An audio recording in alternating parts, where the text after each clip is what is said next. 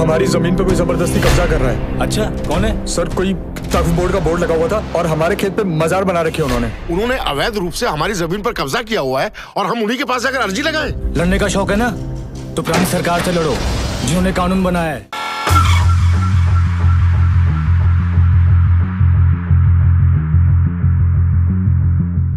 नमस्कार, आप देख रहे हैं एनएमएफ न्यूज और आपके साथ मैं हूं नम्रता चौधरी।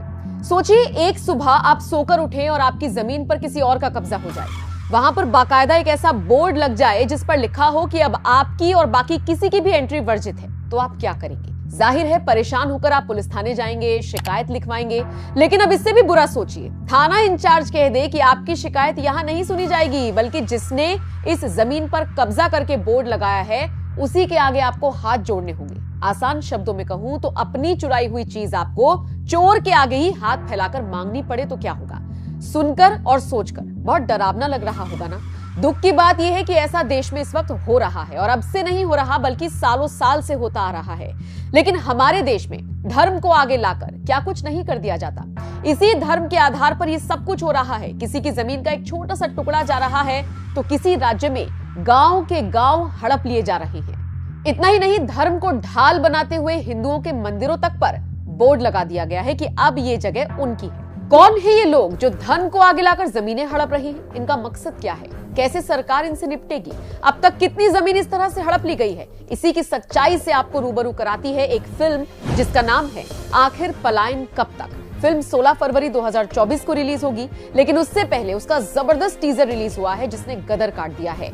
6 दिन में ही फिल्म के टीजर को लाखों लोगों ने देख लिया। फिल्म में अगर फैक्ट्स के साथ सच्चाई दिखाई जाएगी ना, तो इस फिल्म को करोड़ों कमाने से यकीन मानिए कोई नहीं रोक सकता।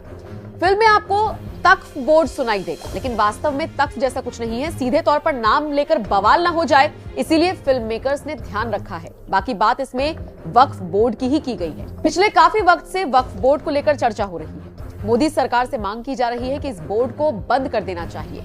बोर्ड पर आरोप लग रहे हैं कि धर्म के नाम पर अब तक हजारों करोड़ की जमीन हड़प ली गई है।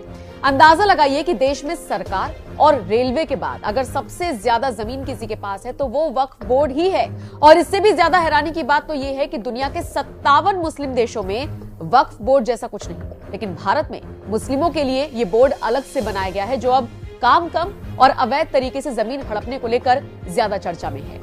विस्तार से समझिए वक्फ बोर्ड पर क्या क्या आरोप लगे हैं। बीजेपी सांसद हरनाथ सिंह ने वक्फ बोर्ड पर आरोप लगाते हुए कई सारे खुलासे कर दिए। हरनाथ ने क्या कुछ कहा वो आपको बताते हैं। वक्फ बोर्ड की ताकत यह है कि अगर बोर्ड के मेंबर या कार्याधिकारी किसी भी संपत्ति को बोल देंगे कि ये उनकी संपत्ति है, तो बोर्ड को ये साबित करने की भी जरूरत नहीं पड़ेगी कि ये जमीन उनकी है या नहीं। जिस शख्स की वो जमीन थी उसे साबित करने के लिए चक्कर काटने पड़े। वक्फ बोर्ड कानून कहता है कि उसके फैसले को किसी भी अदालत में चुनौती नहीं दी जा सकती, फिर चाहे वो सुप्रीम कोर्ट ही क्यों ना हो। वक्फ बोर्ड देश का तीसरा सबसे बड़ा जमींदार बनकर उभरा है।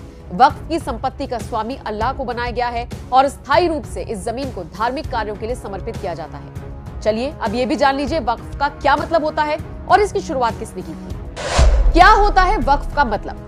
वक्फ का मतलब होता है अल्लाह के नाम पर दान कर देना। वक्फ के नाम पर दान दी गई संपत्ति को दोबारा हासिल नहीं किया जा सकता। वक्फ की शुरुआत किसने की? 1954 में सबसे पहले जवाहरलाल नेहरू की सरकार की तरफ से वक्फ अधिनियम पारित किया गया था। इस अधिनियम के तहत 1964 में केंद्रीय वक्फ परिषद की स्थापना कर दी गई थी। 1995 में सभी राज्यों और केंद्र शासित प्रदेशों के लिए वक्फ बोर्डों के गठन की अनुमति के लिए भी कानून में संशोधन किया गया था। भारत के हर राज्य में शिया और सुन्नी वक्फ बोर्ड समेत एक सेंट्रल बोर्ड और 32 स्टेट बोर्ड हैं। वक्फ बोर्ड इतना ताकतवर है कि किसी भी धरोहर, इमारत या जमीन को अपनी संपत्ति घोषित कर सकता है।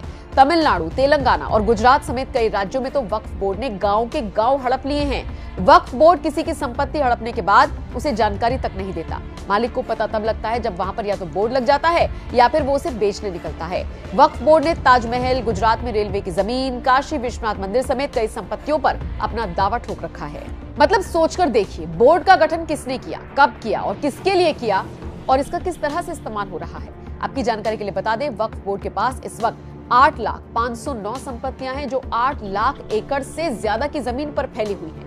अगर इसका सही से इस्तेमाल किया जाए तो मुस्लिम पक्ष को बहुत फायदा हो सकता है, लेकिन इससे इतर ऐसा होता नहीं। बात करें अब अगर फिल्म आखिर पलायन कब तक की, तो इसमें इसी काली सच्चाई को दिखाया गया है जिस पर बात करने से अक्सर बड़े बड़े दिग्गज बचते हैं। फिल्म के मेकर्स ने इतने सेंसिटिव सब्जेक्ट को लेकर फिल्म बनाने की हिम्मत की तो आपका भी फर्ज बनता है कि फिल्म देखने थिएटर जरूर जाएं और सच्चाई से रूबरू हों। अगर आपने अब तक इसका टीजर नहीं देखा है तो डिस्क्रिप्शन में लिंक दे दिया है, YouTube पर जाकर इसे आप जरूर देखें। बाकी आप इस खबर पर क्या राय रखते हैं कमेंट करके बताना नहीं। हमारी जमीन पे कोई जबरदस्ती कब्जा कर रहा है। अच्छा, कौन है? सर, कोई वक्फ बोर्ड का बोर्ड लगा हुआ था और हमारे खेत पे मजार बना रखी है उन्होंने अवैध रूप से हमारी जमीन पर कब्जा किया हुआ है और हम उन्हीं के पास जाकर अर्जी लगाएं। लड़ने का शौक है ना, तो पुरानी सरकार से लड़ो जिन्होंने कानून बनाया है। और आपका तो एक जमीन का टुकड़ा है। तमिलनाडु में 20 गांव की जमीन और 1500 साल पुराना जो मंदिर है ना, वो भी इसी तख्फ ने हथियार रखा है। तेरा भगवान अलग, तेरा अल्लाह अलग, तीसरे का कोर्ट अलग। क्या चल रहा है ये? तमाशा चल रहा है। इंसान को उसकी जड़ों से अलग कर दो, उसको खदेड़ दो, बर्बाद कर दो उसको।